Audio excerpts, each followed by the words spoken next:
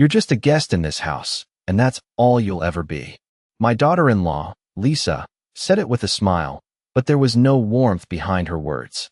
I felt a chill run through me as I sat at the dinner table, surrounded by my son's family, all dressed in their finest, acting as if nothing was wrong. But I could feel the tension in the air. The polished silverware clinked against the fine china, yet the sounds felt distant, hollow. It was my birthday, my 68th, and all I wanted was a quiet evening with my family, a simple celebration.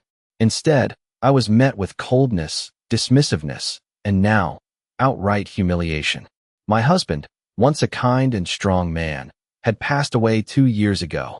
The pain of losing him had never quite gone away, and the loneliness in this house had only grown stronger. But tonight, I had hoped to find comfort in the people I loved most, my son, Eric, and his wife, Lisa. But that hope was slowly being crushed. I had spent the last few months preparing for this dinner, cooking the meal myself, even though I wasn't in the best of health. I spent hours making sure everything was perfect, just like I always had when the family was together. My hands trembled a little as I placed the mashed potatoes in front of Eric, hoping for some appreciation, some sign that they recognized the effort I had put in. But all I got was a nod and a quick glance at his watch. "How much longer is this going to take?" Lisa asked, her voice laced with impatience. I glanced at Eric, hoping for some support, but he avoided my gaze, focusing instead on his phone. The moment felt like it had been stretched out forever, and I could feel the sting of their indifference. I wanted to scream, to demand respect, but instead, I held my tongue. I had spent years swallowing my pride, but something inside me was starting to break. I had been patient for so long, accommodating their every whim, doing everything I could to keep the peace. But now, as the silence stretched between us, I realized just how much I had been taken for granted. "Mom, are you okay?" Eric finally asked, his voice flat. It was as if he only noticed me now, after Lisa had made her comment. I didn't answer. I simply smiled, a smile that didn't reach my eyes. It felt like I was invisible, a ghost haunting the place I had once called home. My mind wandered back to when Eric was young. He used to laugh, used to ask for my advice, used to sit with me for hours and tell me about his day. But now, he barely looked up from his phone, his attention completely consumed by Lisa. I didn't want to believe it, but I couldn't deny it any longer. My family had changed. And not for the better. "I think I'll go to bed early tonight," I said, trying to break the uncomfortable silence. I stood up from the table, and as I walked out of the room, I could feel their eyes on me. But I didn't turn around. I couldn't. I needed to hold on to what little dignity I had left. As I entered my room and closed the door behind me, I let out a breath I hadn't realized I was holding. I stared at my reflection in the mirror, feeling the weight of the years spent giving, and giving until there was nothing left for me. I had sacrificed so much for my family, but they didn't even notice. And now, in the quiet of my room, I realized something. I wasn't going to let them treat me like this any longer. I didn't know how I would do it, but I knew I had to make a change. They had humiliated me in front of the entire family, but they would regret it. They would regret it more than they could ever imagine. As I sat in my room, the silence of the house weighed heavily on me. I had just left the dinner table, my mind racing with the words that had been said. "The house was never really yours anyway." Lisa's words echoed in my ears. I ran my fingers through my hair, feeling the sting of that comment cut deeper than I wanted to admit. It wasn't just the words, it was the realization that my son, the one I had raised, had become someone I no longer recognized. Someone who could stand by and let his wife humiliate me without lifting a finger. I stood up from my bed and walked over to the window, staring out at the darkened street. The world outside seemed so far away, so detached from the chaos brewing inside my own home. It felt like I had been forgotten, like I was an afterthought in the life I had spent decades building. I thought back to the days when Eric was a child. He used to come to me for everything: his scraped knees, his broken toys, his school problems. He used to laugh with me, share his hopes and dreams, but now, it was like I didn't even exist. It wasn't just Lisa's cruelty, it was Eric's indifference that hurt the most. I had sacrificed so much for him, for them. I had worked tirelessly to provide for the family, to make sure they were always taken care of. I raised Eric on my own after his father passed away, pouring every ounce of love and effort into giving him a good life. But now, after all that, They saw me as nothing more than a burden. I shook my head, trying to clear the tears that had started to form in my eyes. No, I wouldn't cry. I wouldn't let them see me weak. I had spent too many years swallowing my pride, letting them walk all over me, and it had to stop. I walked to my dresser and opened the drawer where I kept the old family documents. There, among the photos and old papers, I found the key to everything, my husband's will. I hadn't looked at it since his passing, but tonight, something told me I needed to. I pulled it out and began reading, the weight of the paper in my hands heavy with years of memories.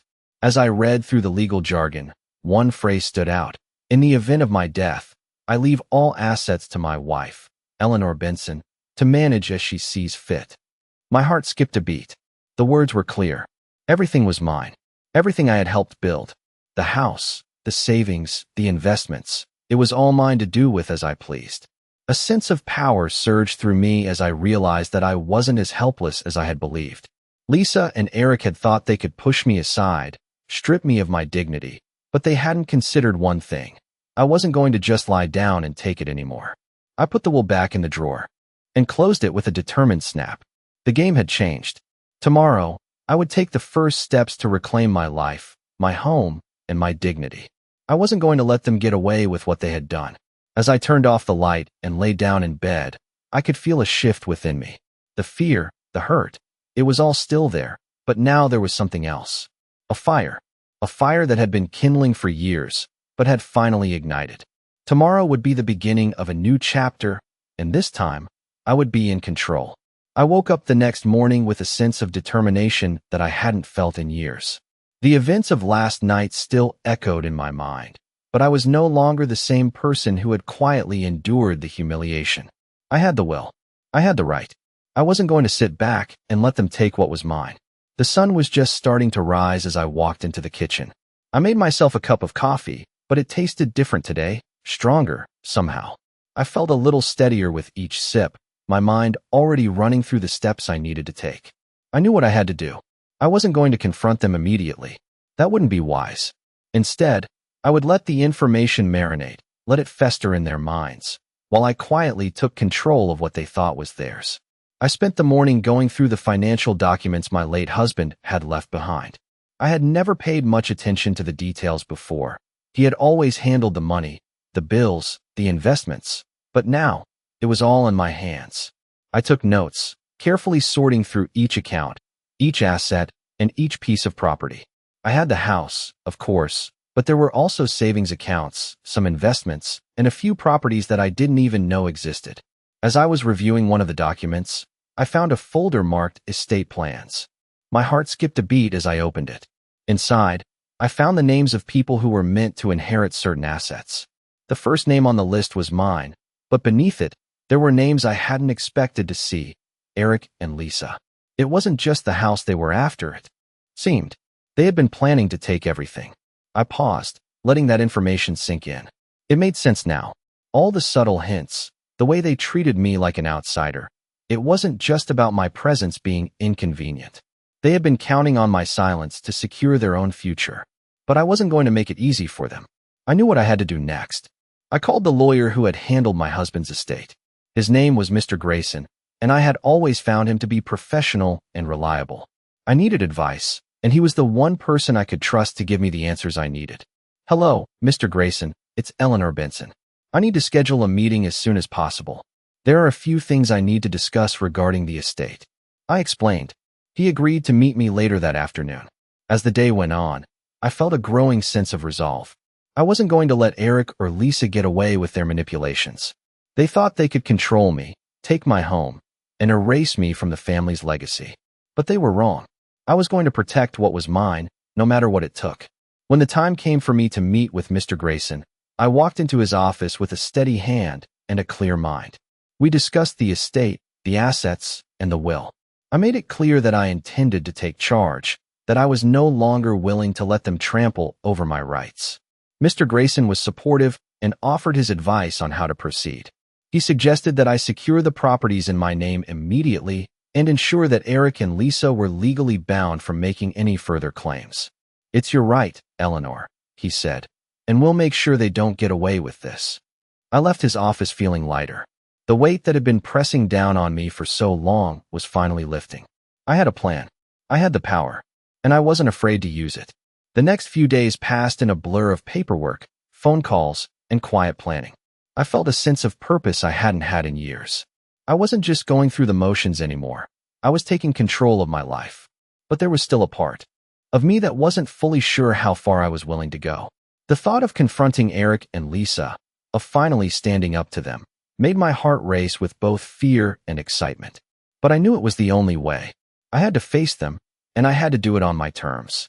That afternoon, I sat down at the kitchen table with the documents Mr. Grayson had given me. The legal papers were scattered in front of me, but I couldn't help but feel a strange calm wash over me as I reviewed them. I was no longer the woman who had been pushed around for years. I was no longer the woman they saw as weak. I had power, and I would use it to protect what was mine. I made a list of everything I needed to do. First, I would have to meet with the bank to ensure that all the accounts were properly transferred to my name. I couldn't risk Eric or Lisa gaining access to anything. Then, I would need to contact a few of my old friends to help with the legal process, making sure that no one could dispute the will or the properties. As I sat there, writing out my plans, I heard the familiar sound of the door opening. It was Eric, coming home from work. He had started coming home late every night, as if he was trying to avoid facing me. I didn't blame him. He knew, deep down, that things were changing, that I was changing. I looked up as he walked into the kitchen, but I didn't smile. Instead, I gave him a steady, unblinking look. "Mom, are you all right?" he asked, his voice tinged with what could almost be mistaken for concern. "Almost. I'm fine," I replied, my voice calm, but firm. "Just getting some things in order." Eric didn't push further. He never did anymore. It was like he had given up on trying to understand me. But I had given up on trying to understand him. "I'm sure you're busy, Mom," he said, turning to walk away. But just as he was about to leave the room, he paused. "I know you've been having a hard time since Dad passed," he said, almost as if he was trying to sound sincere. "But maybe it's time to think about downsizing. This house is too big for you." The words stung more than I cared to admit. It wasn't just the suggestion of selling the house. It was the way he said it, like he was already making plans to take everything from me. "I'm not ready to leave, Eric," I said quietly, not looking up from my papers. "And I'm not ready to be treated like I'm just in the way." He didn't respond. Instead, he just turned and walked out of the room, leaving me alone again. But this time, I didn't feel the familiar ache of loneliness. I felt something else, resolve. I wasn't going to let him push me out. I wasn't going to let anyone take what was rightfully mine. As the evening wore on, I prepared for the meeting the next day. I gathered all the necessary paperwork, double-checked my list, and mentally prepared for what was to come. I knew I was about to face the biggest challenge of my life, but for the first time in a long time, I felt ready. The game had changed, and I wasn't going to let Eric and Lisa win. I would take back control, and I would make sure they knew exactly who they were dealing with. The next morning, I felt a strange calmness settle over me as I made my way to the bank. My hands weren't trembling like they had been just days ago. There was a purpose in my every step, a steady determination that had been slowly building inside me. I had spent so many years giving in, keeping the peace, thinking that was the only way to keep my family together. But now I knew better. I wasn't going to be silent anymore. The bank was quiet when I walked in, the familiar hum of the fluorescent lights almost comforting. I approached the teller, a young woman who had always been polite but distant. Today, I didn't feel the usual hesitation that I used to feel when dealing with people like her. I wasn't just a widow anymore. I wasn't just the elderly mother in the background. "Hello, Mrs. Benson," the teller said, flashing a polite smile. "How can I help you today?" I smiled back, though it didn't reach my eyes. "I'd like to speak with someone about my accounts, please." She nodded, sensing that this was no ordinary request, and led me to a private office. The banker, a middle-aged man with glasses and a stern expression, greeted me when we entered. "How can I assist you today, Mrs. Benson?" he asked. "I need to review my accounts and make sure everything is in order," I said, my voice steady. I sat down at the desk and handed him a folder containing the documents Mr. Grayson had provided me. As he began going over the papers, I watched him closely, noting his subtle reactions when he saw the amount of wealth tied to my name. It was almost as if he hadn't expected it. I could tell that my assets were more than what most people had, but it didn't matter. I had earned every penny. After a few minutes of scanning the documents, the banker looked up at me, his brow furrowing slightly. Mrs. Benson, I see here that there are several accounts, some of which have been under your name for quite some time. However, there are a few that are rather large, he said, his voice cautious. I nodded, not flinching. Yes, I'm aware. It seems that there's a significant amount of money tied up in these accounts. Are you sure you want to leave everything as is? It might be worth looking into redistributing some of it. His tone was polite, but I could hear the underlying suggestion. He was implying that I should give up control, that it was too much for me to manage alone. But I wasn't going to let anyone take that from me. I've already made my decisions, I said, my voice firm.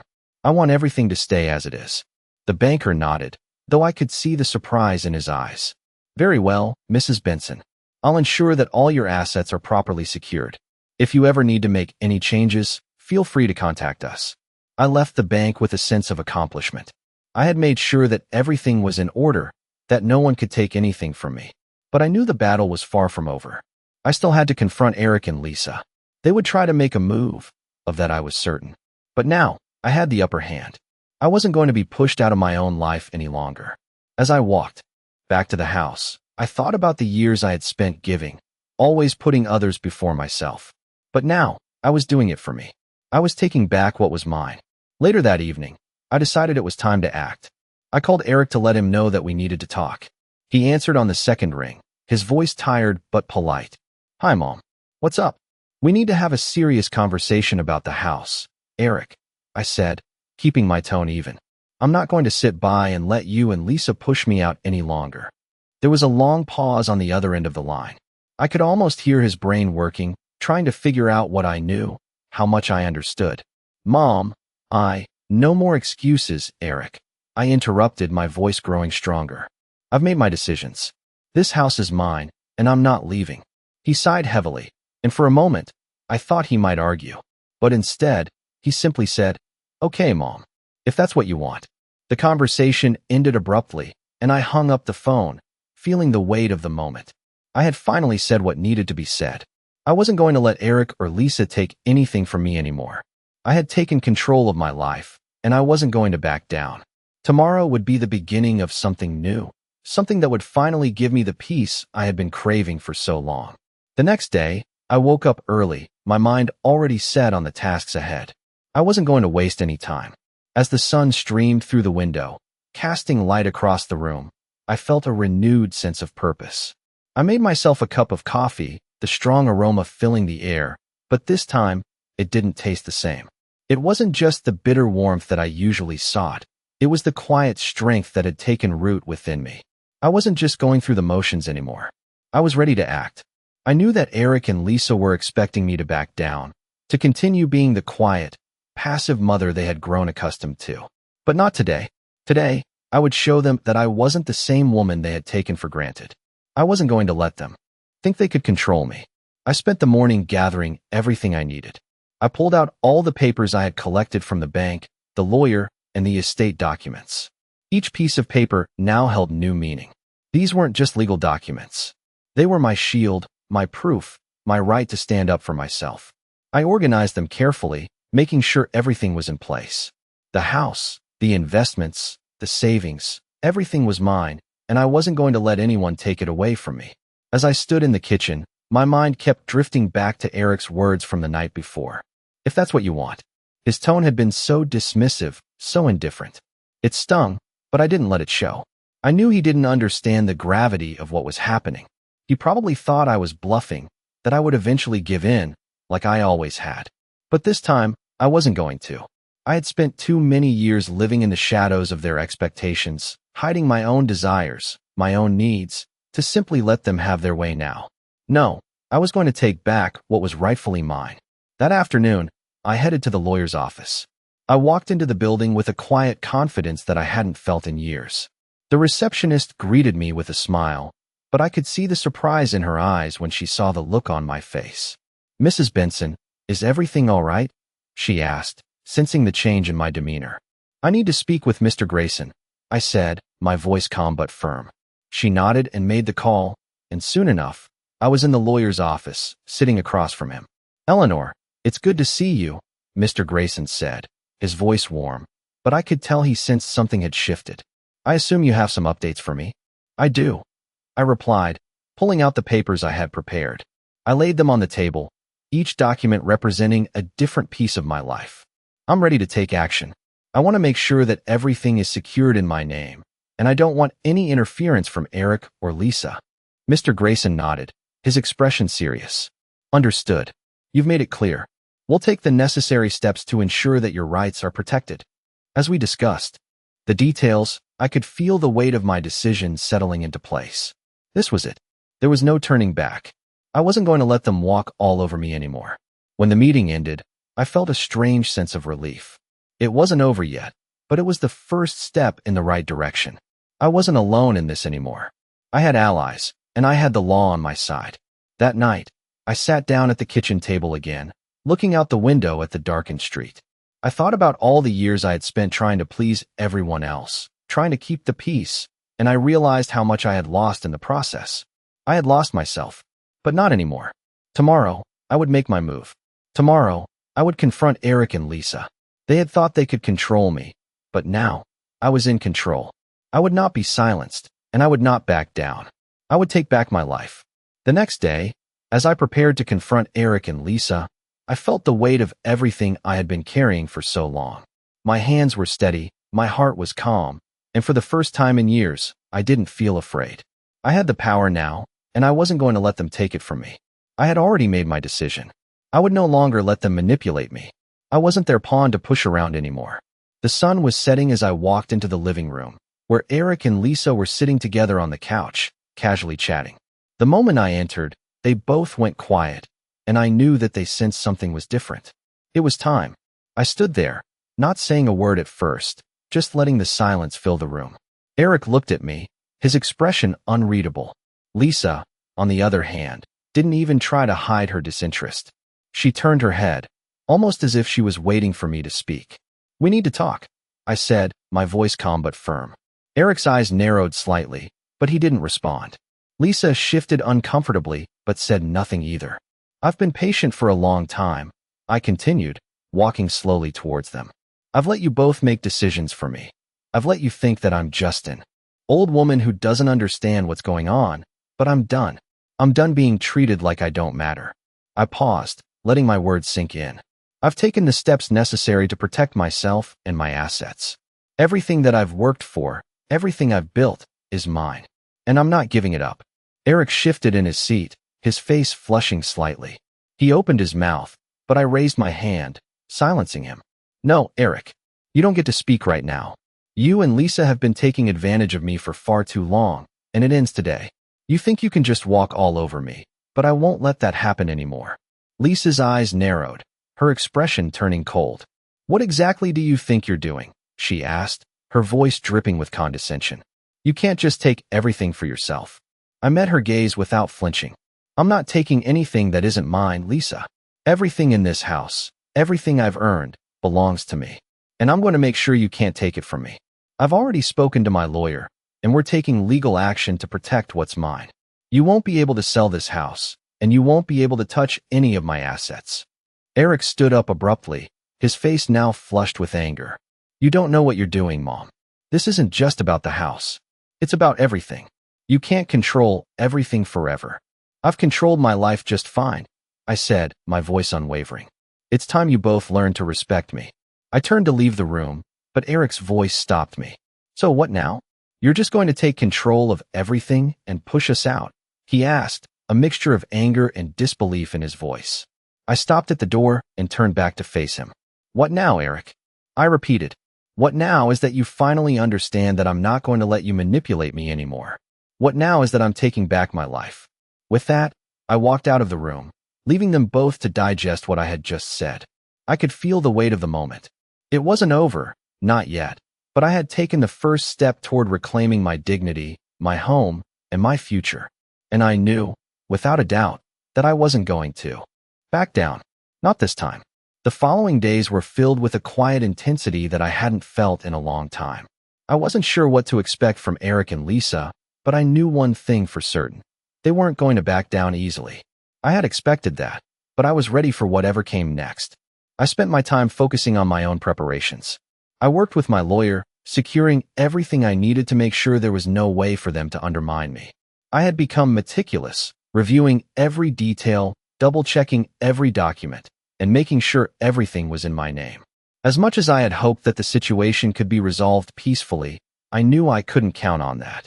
I had seen how they treated me, how they took advantage of my kindness, my trust. They believed that I would always be there for them, always at their beck and call. But that was over. I was done being the one who was constantly pushed aside. I was done letting them dictate my life. It was a week later when I finally received a call from Eric.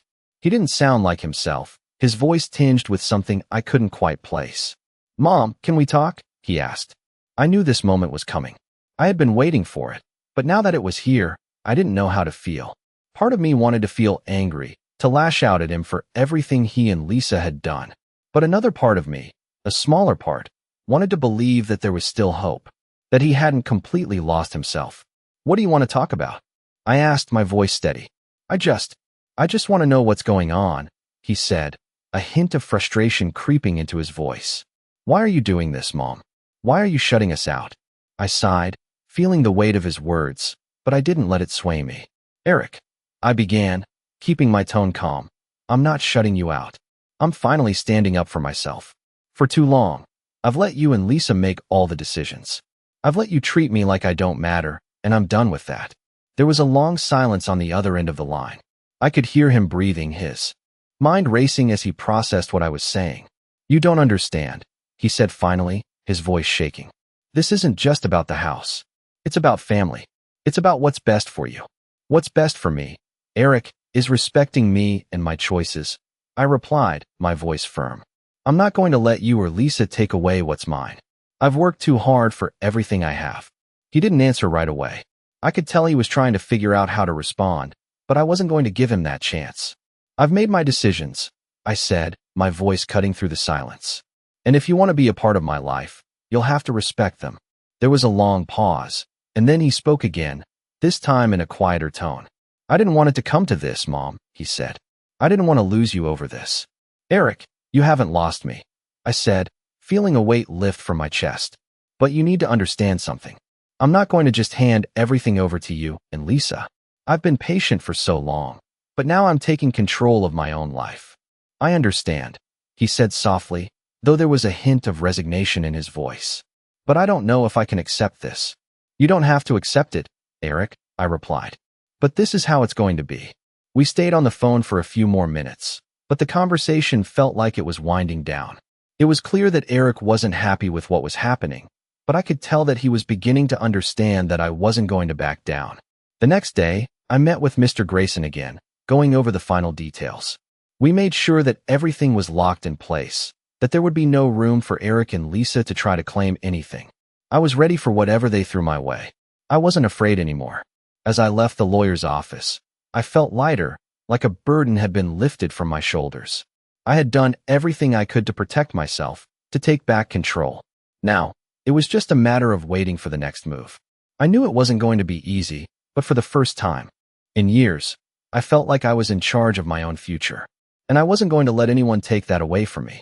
Days passed, and I could feel the tension in the house building with each moment. Eric and Lisa had been uncharacteristically quiet since our conversation. I wasn't sure if they were plotting their next move or simply waiting for me to back down, but I knew I couldn't afford to wait. The clock was ticking, and every second I wasted could be a chance for them to take what was mine. I spent the next few days going over everything once again, checking documents, reviewing my lawyer's advice, and ensuring everything was set in place. My mind had never been clearer. I was prepared. I knew that the confrontation I had been dreading was inevitable, but I also knew that it would mark the turning point in this long-standing battle. I wasn't just protecting a house or money. I was protecting myself and everything I had worked so hard for. One evening, just as I finished organizing my papers, I heard the doorbell ring. It was Eric, and he didn't look like he was here for a friendly visit. His face was tight, his posture rigid. He stepped inside, and for a moment, neither of us spoke. He finally broke the silence. "Mom, we need to talk." His tone wasn't angry, but it wasn't exactly calm either. I didn't say anything at first. I just nodded, letting him lead the conversation. I've been thinking about what you said the other night, Eric continued, pacing slightly. I didn't want to accept it, but now I think I get it. You're serious about all this, aren't you? I stood up slowly, making sure I kept my posture steady. I'm very serious, Eric. This isn't just about the house or about money. This is about my life. I've spent too many years being treated like I don't matter, and I'm done with it. Eric ran a hand through his hair, frustration clear on his face. You can't just shut us out like this, Mom. I don't understand why you're doing this. Why can't you just trust us? We're family. I looked at him, trying to read his expression. His words stung, but I wasn't going to let them affect me. I've trusted you for years, Eric, I said, my voice steady. And look where it's gotten me. I've given, and all I've gotten in return is disrespect. I can't keep doing this. I'm not going to stand by and let you and Lisa take everything from me. I'm not your ATM, and I'm not a burden. Eric seemed to pause, the weight of my words finally starting to sink in. He lowered his gaze for a moment, then looked back up at me. I'm not asking you to just give up everything, Mom. But can't we talk about this, figure something out? There's nothing to figure out, Eric, I replied firmly. I've made my decisions. Everything is legally mine, and that's the way it's going to stay. I'm not going to let anyone manipulate me anymore. The room was heavy with silence, and for a moment, it felt like time stood still. Eric looked at me for a long time, as if weighing his options, but in the end, he just nodded. I guess this is really happening then, he said quietly. I didn't respond right away. I wasn't sure what else there was to say. The tension in the room was palpable, and I knew that, in that moment, things had irrevocably changed between us. Eric turned to leave, but then he hesitated, looking back at me. I just want you to know, Mom, I never meant to hurt you, he said, his voice softer now. I hope you know that. I looked at him, trying to find the son I once knew in the man standing before me. I know, Eric, I said, my voice steady but soft. But this is what's best for me, and it's time for you to respect that. As he walked out, I felt a strange sense of relief, as if a weight had been lifted from my shoulders. It wasn't over, not by a long shot, but I had made it clear that I wasn't going to back down. I had taken control, and no matter what happened next, I knew I would be ready. The next step was crucial. I had to make sure that no one could dispute my rights to the house or the assets. And I wasn't going to let anything or anyone stand in my way. I was finally free to live on my own terms.